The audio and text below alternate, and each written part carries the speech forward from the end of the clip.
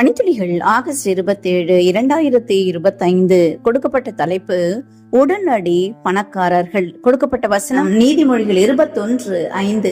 ஜாக்கிரதையுள்ளவனுடைய நினைவுகள் செல்வத்துக்கும் பதறுகிறவனுடைய நினைவுகள் தரித்திரத்துக்கும் ஏதுவாகும். ஒரு மனிதனிடம் இருக்கும் பணத்தை வைத்து உலகம் அந்த மனிதனுக்கு கொடுக்கும் மரியாதையின் அளவை மதிப்பிடுகிறது. பணம் வைத்திருப்பவர்களை இந்த உலகம் திரும்பி பார்க்கிறது. பணம் இருப்பவர்களிடம் உறவுகள் தேடி வரும். பணம் இல்லை என்றால் பாசமும் இல்லை. காலம் இவ்வாறு இருப்பதால எப்படியாவது பணத்தை சம்பாதித்து விட வேண்டும் என்று எல்லோருமே வேகமாக சம்பாதிக்க ஓடுகின்றன. கடினமாக உழைத்து கொஞ்சம் கொஞ்சமாக சேர்த்து வைத்து அதை ஞானத்தோடு சேமித்து வைக்க வேண்டும் என்ற எண்ணம் இன்றைய தலைமுறையினருக்கு சற்றும் கிடையாது. உடனடியாக பணக்காரராகிவிட வேண்டும் என்ற கனவில் ஒரேடியாக உட்கார்ந்து தங்கள் நேரம் முழுவதையும் பணமாக வர்த்தகம் செய்கின்றனர். இல்லையேல் யாரையாவது நம்பி அதிக லாபத்திற்கென்று எதையாவது செய்து ஏமாந்து போய்விடுகின்றனர்.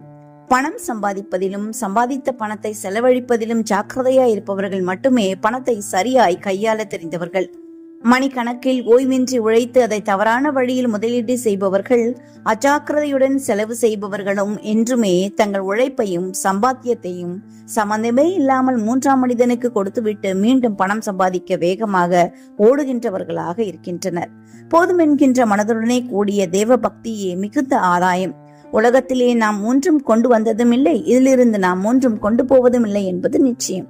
உண்ணவும் ஒடுக்கவும் நமக்கு உண்டாயிருந்தால் அது போதும் என்றிருக்க கடவோம். பணத்தை சம்பாதிக்க பலத்தை தருகிறவர் கர்த்தர். நம் சாமர்த்தியமும் என் கைவலனும் இந்த ஐஸ்வர்யத்தை எனக்கு சம்பாதித்தது என்று நீ உன் இருதயத்திலே சொல்லிக் கொள்ளாமலும் இருக்க எச்சரிக்கையாயிருந்து உன் தேவனாகிய கர்த்தரை நினைப்பாயாக. அவரே உன் பிதாக்களுக்கு ஆணையிட்டு கொடுத்த தம்முடைய உடன்படிக்கையை உறுதிப்படுத்தும்படி இந்நாளில் உனக்கு உண்டாயிருக்கிறது போல ஐஸ்வர்யத்தை சம்பாதிக்கிறதற்கான பலனை உனக்கு கொடுக்கிறவர் என்று உபாகமம் 8:17-18 வாசிக்கிறோம். அந்த பணத்தை எவ்வாறு செலவு செய்ய வேண்டும் என்ற ஞானத்தை தருகிறவரும் கர்த்தரே. அவரிடமிருந்து ஞானத்தை பெற்று இவ்வுலக செல்வத்தினால் ஆசிர்வதிக்கப்பட்டவர்களாய் அச்செல்வத்தினால் மனிதர்களை கிறிஸ்துவுக்காக ஆதாயப்படுத்துவோம்.